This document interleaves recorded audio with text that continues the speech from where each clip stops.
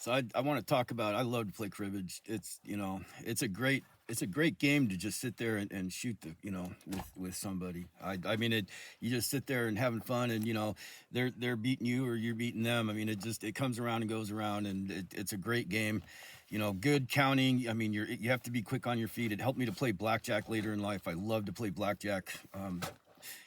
Impulsively, compulsively, and obsessively. And I mean, I've read the books, I've studied the books. It works when you can do that. It's really hard to count cards, but it works when you can do that. Anyway, um, I was in Port Townsend yesterday, and I saw the boats. That's when I went jammed over to the Hood Canal Bridge and did the video on the Hood Canal and the sailboat going through the lock or through the bridge. And every time I go to Port Townsend, I went to school at Central Kitsap Junior High and High School with this kid named Scott Townsend, and he was a big kid. I mean, and a lot bigger than all the rest of us. And it was, he was a gentle giant, and he was great to be around. He was a lot of fun. He was he's one of the cool guys in that stoner crowd. Anyway, and he later told me a story that his supposedly I don't remember exactly the lineage of his, but his like great grandfather brother or something. I mean, why that would be like his great uncle. I mean, but was who they named Port Townsend, Washington after. And I'm going cool, man. And we um okay, so that's I was in Port Townsend, and it just every time I hear Port Townsend, I think of Scott. I don't know what's it happened to him. I was like 18, 19 the last time I saw him. Anyway, so growing up, um my dad loved to play cribbage. I mean, he would play cribbage any chance he got, man. And I have this theory that I've played cribbage with my mom, and it's not fun to play cribbage with my mom. And I have a feeling that my dad just got sick and tired of playing cribbage with my mom, and so I swear, I mean, Leslie, if you hear this, I mean, 5, 6 years old, man, Dad's teaching us to play cribbage, and they'd be playing, and we're looking over their shoulder, so you kind of watch and observe, and and just so that he didn't have to play his Carol anymore, my mom, he taught us to play cribbage so he could play cribbage with us. And I grew up, we grew up playing cribbage a lot. I remember my dad, he came out, we were going skiing up at Mammoth Mountain. This had been back in probably late 80s.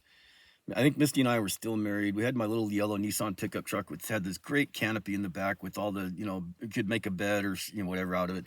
And they would ride back there. Misty's driving. I'm riding back there with my dad, and we're playing cribbage on the way up to Mammoth. And I remember one time where he had come to visit us, and we come up with a deck of cards, and there's only 51 cards, and my dad goes, okay, that card isn't going to be as important as some other cards, and so let's play. So we played a game of cribbage, or with 51 cards, or you play tournaments kind of with cribbage. You just best of 5, best of 3, whatever. And I mean, I just thought, my dad was he just wanted to play cribbage, and I like to play cribbage. It's fun. I probably talk about this again, or maybe not, but my very last shift with Home Instead Senior Care before I went to work for Sinclair Place, where I met Madeline, the guy, I had been taking care of him for a while. I mean, 3 months, 4 months. It had been some time. And every shift, I probably did 4 like afternoons, 3 hours, 4 hours in the afternoon. I think I had to, I don't know, to get him lunch, and then we had the rest of the day. And lunch was always prepared. I didn't have to do anything, but I had to sit down with him and play an hour and a half, 2 hours of cribbage, man. And this guy kept track. I mean, he had like page after page after page of games against his daughter, against and then here I come along and we're playing, and it was cool. My very last, when I quit Home Instead, my very last shift was playing him. I had to play hour and a half cribbage. I mean, it was just like, I'm getting paid whatever. I think I was getting paid like $12.25 an hour back then. Really makes me mad, man. McDonald's is hiring $15 an hour now, and I was making only 12 as a caregiver back then. And I had to do schooling and stuff they didn't. Anyway, so with him, that was, I loved it. I loved it playing cribbage with him every day. That was great. Okay. And and I think I can get back to Scott Townsend now.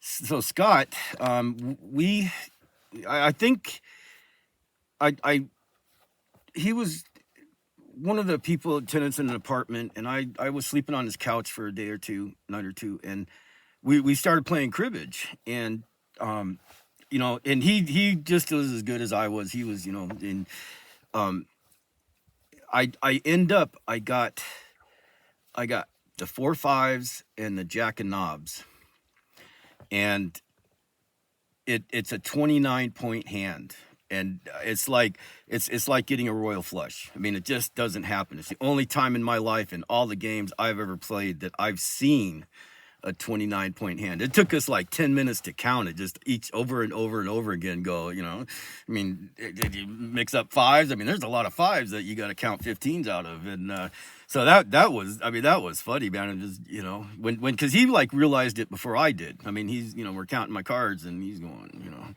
John, I think you got the 29-point hand. And I'm going, nah, man, let's do it. So, that was so cool. And, I think Scott Townsend, man. I hope I've heard of some friends that from my stomping grounds, youth in Bremerton, have died, and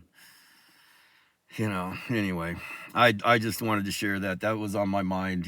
Yesterday, that where I was and watching the sunset, even though the sunset was behind me and I couldn't see the sun. I mean, it was God, that was beautiful sitting on Hood Canal. I live in a beautiful place. It's, I won't move anywhere else. I was down in California in May and June, and I'm like, I can't do that anymore. I can't live with those people. Don't come up here. It's funny because all the people up here, I mean, they're all like, these Californians, they come in and they want to change the laws and they want to change, and all the trash and stuff. And it's, anyway, I think I wanted to mention Jim McKay.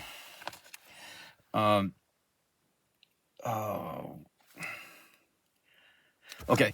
One of the things, Jim McKay, I felt really bad for this guy because he was bedridden or sitting in his wheelchair. And I mean, a sponge bath just doesn't cut it after a while. When you're laying in the same bed, you wash the sheets, you put a new, but you're just laying and it just is. I mean, and I pushed, man. I'm calling home instead. I'm talking to him. I'm going in there and I'm saying, this guy needs a shower. This guy needs a full immersion, and they wouldn't do it. I always felt, I mean, I wish, God, man, come on, have some compassion, man. This guy is absolutely filthy, and I don't care how hard we scrub, do a sponge bath. It's just not going to cut it. Anyway, I don't think I have much more else on Jim and Josephine McKay. That was funny, and they also had that Irish brogue, so I loved it, man. I loved going over there to listen to them talk. And it's funny, they were watching Hee Haw one time, and I hated that show. I don't really like country music, and I'm in the other room. She's coming in, you got to come in and enjoy this. And I'm going, no, I just really don't like that anymore. Anyway, many blessings. Day started out cloudy. Now it's, mostly clear, maybe a little bit hazy up above. The sun's shining through the trees. I'm up Palo Alto. My spot. This is my second spot, not the spot, but my second spot. And I get better internet here. That's why I come down here. Oh, and today I thought I'd just leave my hair down, and I did pools, and I had a flat top for a while, and then I just grew it out kind of, so it was really short, like that short, and then comb it straight back, and then ended up growing it out like that. But anyway, many blessings. Next time.